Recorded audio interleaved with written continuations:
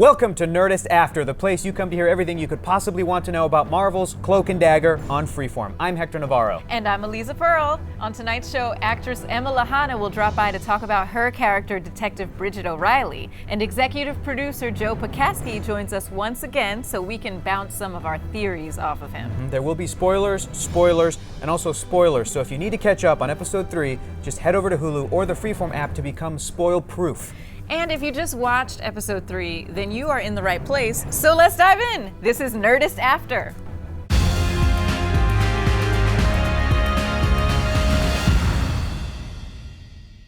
To help us kick off our discussion is Nerdist editor-in-chief and Marvel's Cloak and Dagger superfan, Rachel Hine. I'm so glad to be back talking about this show.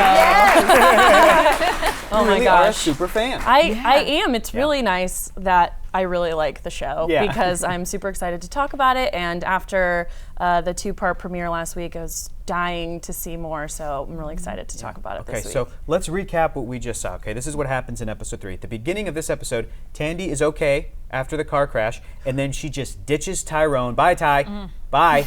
We saw that rich guy, Rick, the dude that Tandy drugged from episode 1, is still alive even after Tandy light daggered him when he tries to attack her in revenge. Detective O'Reilly goes to talk to him, but is rightfully skeptical of his shady story. Avita and her aunt convince Tyrone to take a vision-inducing voodoo cleansing bath.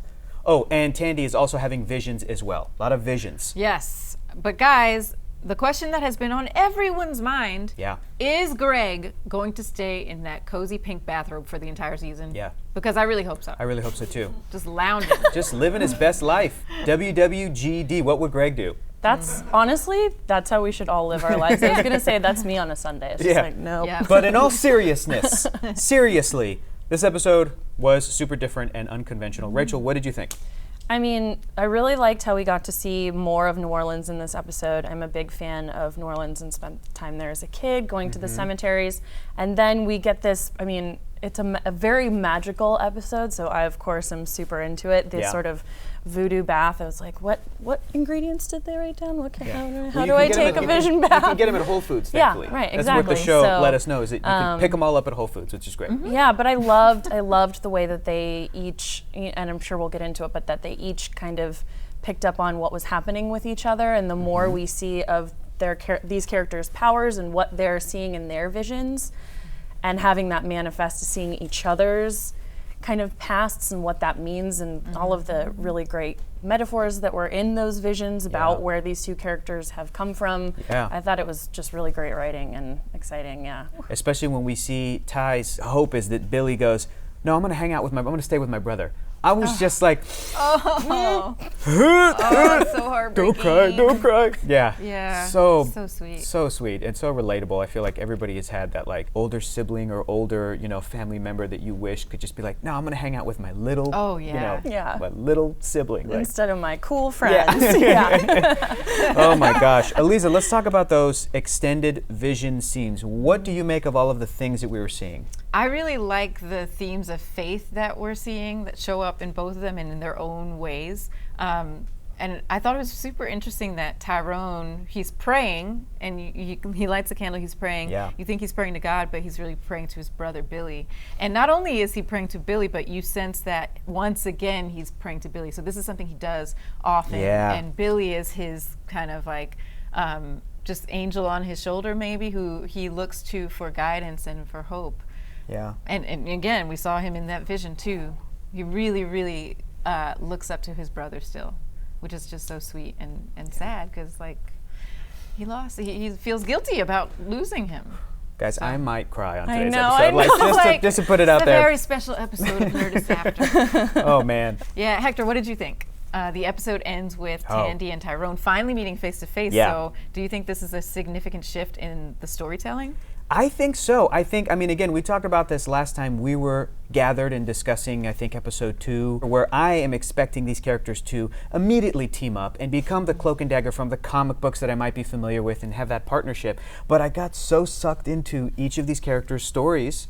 You know what I mean? Like throughout this episode, that at the end, when we get that great moment where Tyrone's like, "We need to talk," I got so excited, but I was also like, I didn't even realize that they weren't interacting as much until the end of this. Again, at the beginning and at the end, and I think it can shift the storytelling style. I feel like going forward in episode 4 and beyond, this is just, conjecture, this is just my hypothesis, that it might be more about them together and teaming up and working out who they are and what their powers are and finally talking about it while still dealing with their separate lives. And I feel like that's going to be their sort of whole journey in season 1. It's like, how do these two characters, Tyrone and Tandy, become the superhero characters Cloak and Dagger? So Yeah, because we've just like barely scratched the surface of what their own powers are. So now, like, when they get together and actually talk, what's going to happen? What are we going to see happen with their powers too? This is not a straightforward superhero origin story or show or thing that we've seen over and over again, which I love. Yeah, it's absolutely. Great. It super is exciting, so engaging. And I mean, just again to go back and talk about those visions for a second. Those visions, Tandy's was amazing, but Ty's was so unique and so cool, and the music was haunting. America the Beautiful, that stuff is just it's unlike anything that you see in this genre, especially. Look at that. I really, really love that the show is tackling these types of issues and themes. Yeah. It's really, it's heartbreaking to see, but it's also like, it feels kind of cathartic to see this on a TV show. Oh, yeah. This whole sequence. It makes me so happy that the setting was changed from traditionally in Marvel comic books, New York, to New Orleans, because there's so much you can do with the history of New Orleans and the culture there and the story there and everything. So that's really, really exciting. Yeah. All right, guys, enough about us talking about this thing. In episode 3, the city of New Orleans became a living and breathing part of the story. Let's hear what Olivia Holt, aka Dagger, has to say about filming in the Big Easy. New Orleans has been such a great place to film in. I mean, it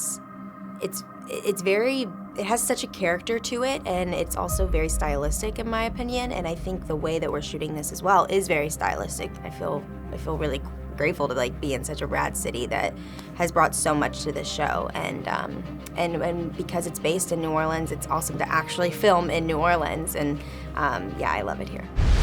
All right, New Orleans. All right, we're joined once again by showrunner and executive producer of Marvel's Cloak and Dagger, Joe Pekaski. Hi, Joe. Hey, thanks for having me back, guys. Of course, thanks for coming back. Joe, a whole heck of a lot happened in this episode. Like a whole heck of it. We learned that Evita and her aunt practice voodoo. Why did you guys decide to include this in the storyline of Cloak and Dagger? With New Orleans being the setting, it really feels like a natural fit, but where did that decision come into the storytelling process? I think from the get-go, we were looking at New Orleans and trying to find a way to do the Marvel thing where, magic is just science you don't understand. And so we started playing with the idea of religion. Obviously, there's a lot of Catholicism when you deal with Cloak and Dagger from the comics. But we were in New Orleans and we were talking about, what are the similarities between Voodoo, which is the religion, and Catholicism? We were just kind of amazed that both of them kind of grew out of the same tree. And, the enslaved back in the old days in Louisiana, sorry for the history lesson, but they took their religion from Africa, they took their religion from the Caribbean, and they basically found ways to sneak it into Catholicism. So when their masters made them go to church and look up at these stained glass windows, they could look at someone like Saint Teresa and say, that's Mama Brigitte, and I'm praying to my own religion under the rules of the people. So it just felt like such a New Orleans thing, such a thing that the oppressed would apply. Voodoo felt like such a good place to really explore kind of all religions. Jenny Klein, one of our writers, said the best thing, that religion is all the same soup in a different bowl. And that's kind of what we try to do. That's cool. I really liked that too, because I feel like obviously with religion there can be so many kind of disparate groups that don't always agree, but the idea of we're all kind of humans from the beginning trying to answer the same questions and doing it in different ways. And it felt like there was a lot of respect brought to these different religions and spirituality as a whole, that everyone interprets those things differently. I really liked that conversation between them about it. Thank you. And so did you have any experts in voodoo on your staff, or how did you make sure that you were depicting it a certain way? It started with one of our writers, Marcus Guillory, who had done some research, and he had kind of introduced us to voodoo and to veves, which are these kind of cool little drawings you see that show up in our show every once in a while. And then ABC, Disney, Freeform all have a bunch of specialists, and I think we had a consultant on the day to really make sure we were doing it right and being smart about how we represent these sorts of things. Yeah. Very cool. Yeah. Joe, we definitely need you to take us through some of these vision scenes. Help us break it down, okay? So we saw characters experiencing each other's hopes, fears, childhoods, memories. Talk us through this a little bit. What is Tandy experiencing right here? Listen, I think you said it best when you said the word intimate, and I think this is all about intimacy. We're like, what's the most intimate thing we can do? So we decided early on it'd be great for Tandy to walk through Tyrone's hopes. Yeah. And that's what she's doing. She talks a little bit about it in the next episode, but she's walking through his hopes, and even his hopes are kind of dark. Yeah. Even his hopes always end horribly, which was tough. And then Tyrone on the other side is walking through Tandy's fears. So, the idea that Tandy understands that deep down inside Tyrone, he doesn't believe good things should happen to him.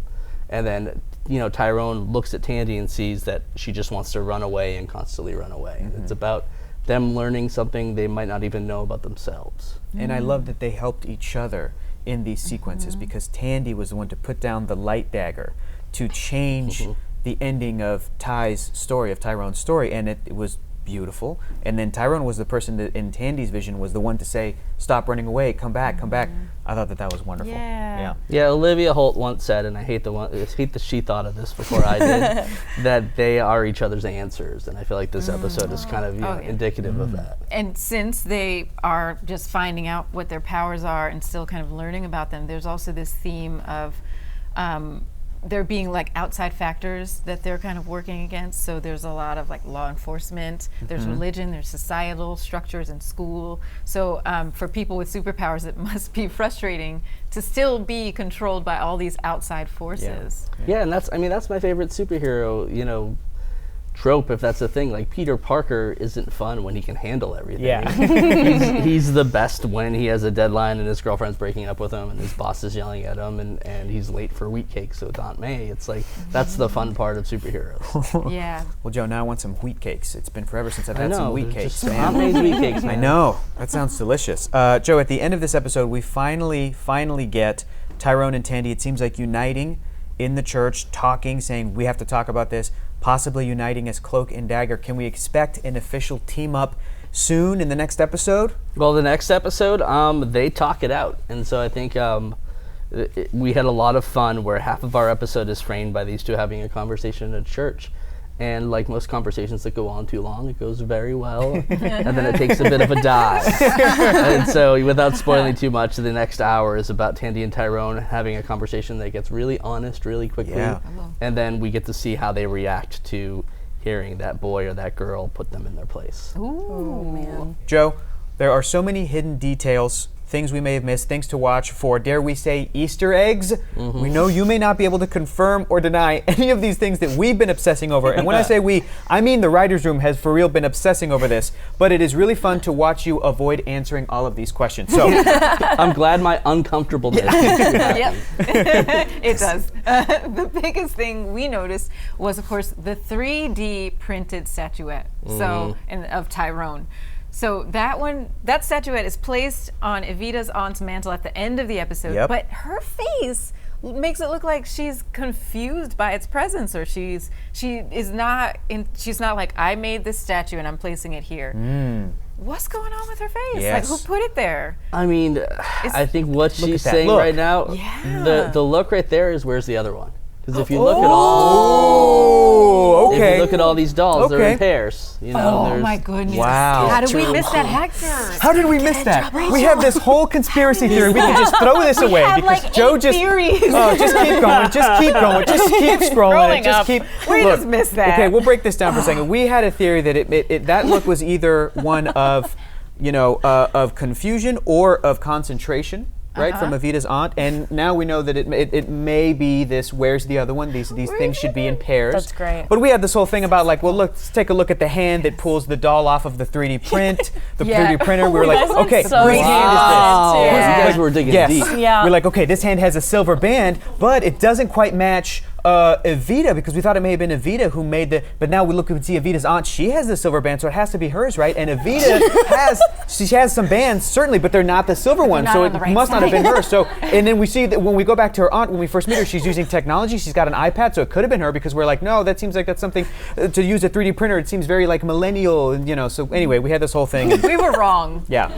Real wrong. I love how he just destroyed it. Just I know, right? With Just one boom. answer, and The it's like, Nerdist After Show is brought to you by Jewelry.com. Yeah. Jewelry.com. Oh my gosh. We now know That's all the fantastic. details of all the bracelets yeah, and things that they were. zooming Yeah. in. We circles. enhanced everything. We That did. was Yeah. so great. Yeah. Well, okay, so not Okay. to spend too much time on that, but I do want to say one more thing. If she's waiting for the other one Yeah. to print, then does she know who the other one is? Well, you touched on something. When she had her iPad out, she might have kept it out for a little bit and made a little scan of Tyrone there. So, I So, think she okay, kinda got, that was Maybe correct. She We talks guess- about making a good look at you, I think. You know, we Yeah. talked a lot about, traditionally what's known as a voodoo doll is something within the Voodoo religion that Yeah. represents a human being. And we're like, why wouldn't you do that in a 3D printer if you're trying to represent the person as best as possible? Yeah. And if you go back and look at all those dolls, which that story doesn't go away up on that mantle. Wow, You look see at they're that. different dolls from different eras. And Yeah. Oh, I see. Yeah, we are there's a representing our progression. current era with, Yes. with the Right. technology I we love have. that. Well, that's funny. So then she's probably going to end up making one of Tandy, but we haven't seen. So maybe she doesn't know who she is Or yet. Evita.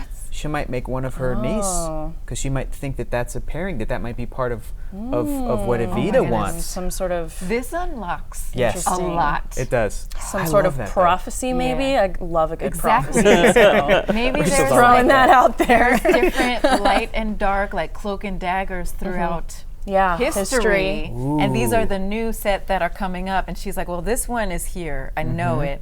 But who's the other one? To bring balance to the world. Yeah, that's always fun. Sure. You make me so happy. I feel like I'm not throwing my life away. Every time I just keep going. It's all No, man. It's all worth it. You guys are making a cool show. Yeah. Real cool. So what else are we missing? Give us something that we missed. What should we watch out for? You missed the pairs of dolls all Well, on the yeah. shelf. We did miss that. We did We miss that. and you caught totally that. missed that. Yeah. I'm trying to think of anything big. Auntie was playing Angry Birds 2. Yes. No, I'm sorry, Plants vs. Zombies 2. Okay, Oh, great. yeah. And I'm trying to think of what else through this one. There's a lot of imagery, really, just the checks. The checks is kind of a big imagery part for us, and that's just basically Tyrone not thinking he has a right to anything good. And he Yeah. goes Yeah. through this whole entire run where he keeps getting these checks, and we see him at the end where he's kind of crying about them, and that's kind of who he is right now. And at the end, when he kisses Evita, it's the first check he cashes in a long time in his life. It's kind of the first Very time. nice. It's the first time you can see, and Aubrey plays it so great. We shot that scene with like 10 minutes left in the day, and they did it in a oneer. Wow. And he just makes that choice, and he says, "I deserve something good," and he kisses her, and it's really sweet. Yay. All right, last one that might get you in some trouble. You can confirm or deny this if you want. But look, we love these characters. We love this world. We love the show Cloak and Dagger. We know that it's set in a larger world in the Marvel Cinematic Universe. And again, just to sort of put a little point on it, it's pretty obvious if you're a fan of that bigger franchise that this show does take place before Avengers Infinity War, which is a big movie that came out this summer, where a bunch of pretty epic things happened in that. So it's pretty obvious that Cloak and Dagger doesn't take place after, but rather before. Right? I would say that people who are higher up on the food chain than me have confirmed that to some degree. There and you now go. I'm going to stop talking. Okay. Take another And sip now of water. we're in the clear, Burned it. guys. All right, my writers are just real burned that we just like powered through that whole conspiracy thing that we had. That's what they're like. Move on to the next. Move on to the next thing. All right. Well, thank you so much for egging us on and for bearing with us. We're really sorry. Not sorry. Everyone. Make sure to watch this show each week because Joe is going to come back with a one thing to watch for each episode. You do not want to miss it. We'll all try to figure it out together. You can hit us up on Twitter at Nerdist with the hashtag Cloak and Dagger if you think that you figured certain things out, and let us know. Yeah, and now Emma Lahana is about to join us. But first, let's take another look at the scene where her character, Detective O'Reilly, meets the very, very shady Connors.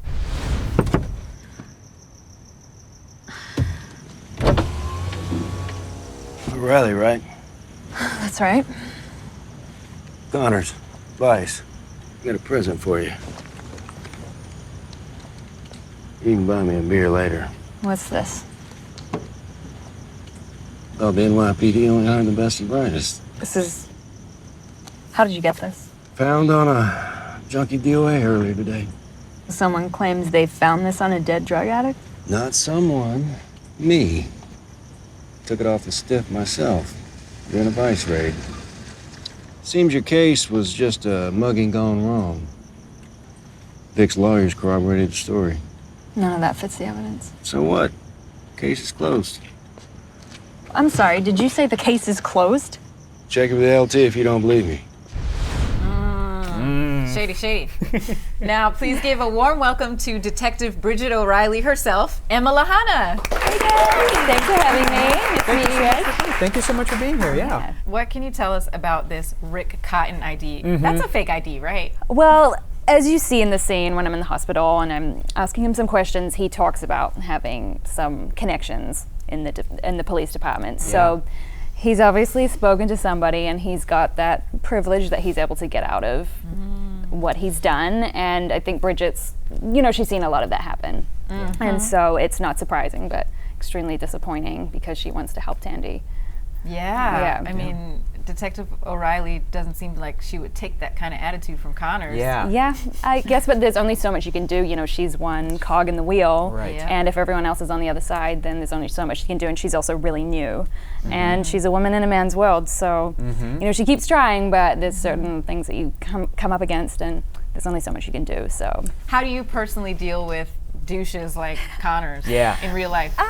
well, I guess it depends how angry I am that day. I try to generally be a bit more mature about it, but I have had moments where I have snapped.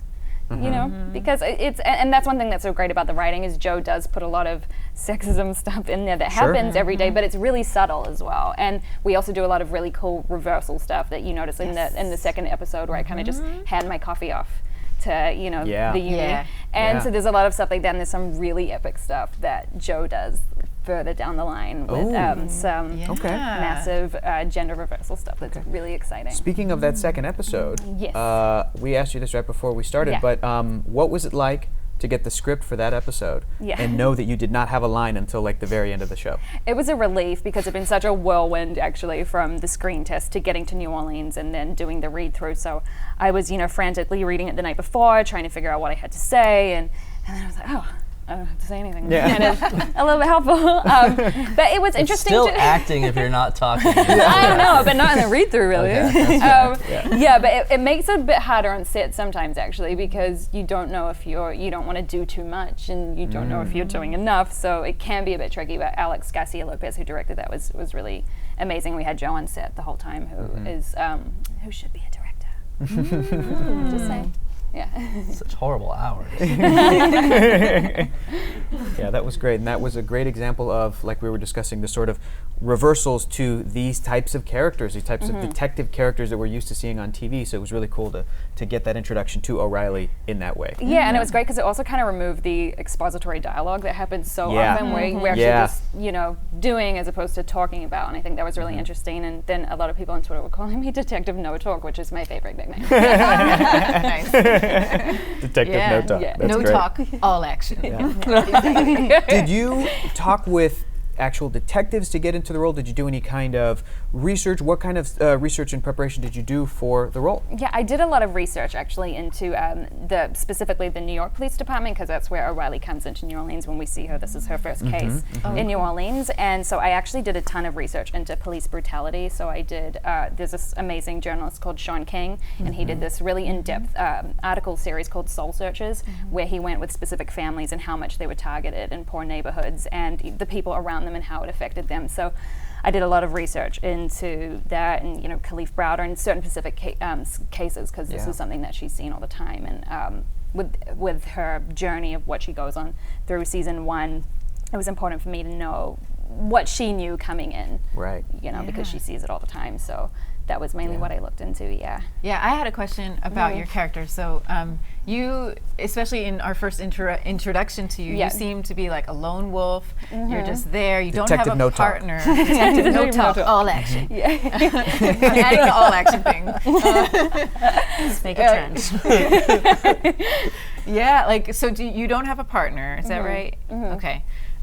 So you're kind of this like lone wolf. You're out there just like on the side of good and trying to help this young woman. Can you tell us, what is a little bit more about her that we haven't quite seen yet? Or can you tell us a little bit more? She's looking at Joe. Joe, help me. No, I think you hinted at it a little. I think Bridget's gonna have hopefully a different arc than what you normally see police officers go through, particularly from female police officers. I think She is going to be all business, no talk, all action. And she's got a hard shell that will be permeated a little, and then fun comic book stuff will happen. Cool. In my opinion, it seems like your character feels like kind of the foil to Father Delgado, because you're in the system, law enforcement. You seem to be stepping up to the plate to kind of help Tandy. Yeah. And Father Delgado is in the religious sector, and he's helping Tyrone. Yeah. So it's like you two are also kind of yin and yang to each other. Yes. Oh, okay. Did I touch upon something? No, I mean, I think that's the fun of these two characters. I mean, ever since the miniseries where they got to really flesh them out. I think probably where you think Bridget's going, Yeah. then no. Oh, goodness. Oh. Yeah. Okay. That's all Okay. I'll say. Almost sounded like a challenge. Okay. all right. No, you're wrong. No, it's fun to be wrong. There's so many, like, we've called them different, Captain Bottle Service and all the kind of douchey guys. I know that even though it's realistic, I really hope that some of them get their comeuppance by the end of the season, maybe through vigilante justice. Right. Yeah. That's part of the fun of the superhero stories. You get that wish fulfillment. You get that, justice can be served. Yeah. So, Yeah. okay. That all action. Yep. No talk. That's right. Yeah. All action. Well, ballet is a recurring theme in the show. And per your Instagram, Emma, we see that you have a background in ballet as well. How long have you been a dancer? For 30 years. Wow. Yeah, a long time. Yeah. Oh my I've also goodness. just realized that there's no non-annoying way to say I'm a dancer. It's always annoying. There really isn't. There's is really there? no, yeah. It always sounds like horrible. What if there's like an emergency and somebody, calls over the PA like, we need a dancer. Is there a dancer in the house? I'm a And then- dancer. Then that's not annoying. There you It's go. still kind of annoying. It's very helpful. Still a little annoying. You might be right. Okay, maybe a little bit. But that's very impressive. That's so cool. Yeah. That's great. Did you appreciate any of the sort of the ballet thematics that you're seeing in the show? Because you're a Go ahead. So when I saw the pilot, I said to Joe, I was like, they're tying their ribbons wrong. Yeah. So She's now a 9-year-old girl. they're all doing it, and the older ones too. I'm just saying. So now I'm gonna make him like You're I have to be the ballet consultant. Yes, You you're are. a consultant. Yes. Yeah. It's a fantastic appreciate that. unpaid job that she volunteered for. I know, The I'm minute pretty she excited gave me a about note. it. No, every time I see it on screen, I start crying. And ballet just moves me more than anything. Seriously, it does. It's my favorite art form. Oh, wow. Yeah. That's great. Yeah. All right, Emma. Well, question for you. Yes. If you could have the powers of either Cloak or Dagger, which one would you pick? I'm gonna go Cloak. Ooh. Yeah, I'd really like to teleport because then I could go to New Zealand for the weekend. Right. So I feel like it'd be a pretty Yeah. good Yeah. job. Yeah. Back and for Yeah. work. That's Not helpful. have that Yeah. long flight. Yeah. Yeah. What is that? 14 hours? 17 About 14. hours? Yeah. 14. Yeah. Wow. Yeah. Oof, boy. Yeah. Boy, oh boy, you could watch all of Cloak and Dagger season 1 and then half of it again. That's how long that Or flight is. or all the after Nerdist. Yeah, episodes. exactly. Yeah. Exactly. Well, guys, episode 3 was amazing, and episode 4 is just around the corner. Here is an exclusive sneak peek. Wow. They're beautiful.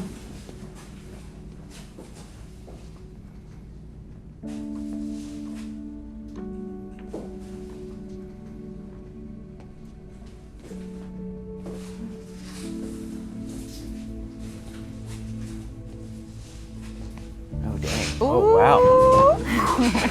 Uh-oh. Freeform, watch out. No, green light. Just wondering who this new Tyrone is.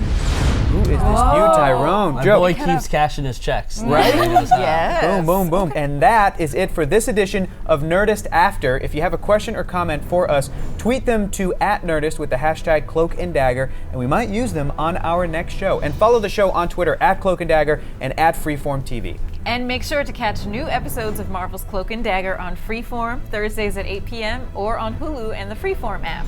We gotta say huge thank you to Emma Lahana. Thank you so much for being here. Thanks for having me. Yes, Joe Pokaski Joe. and Rachel Hines, superfan. Oh, thanks for having me.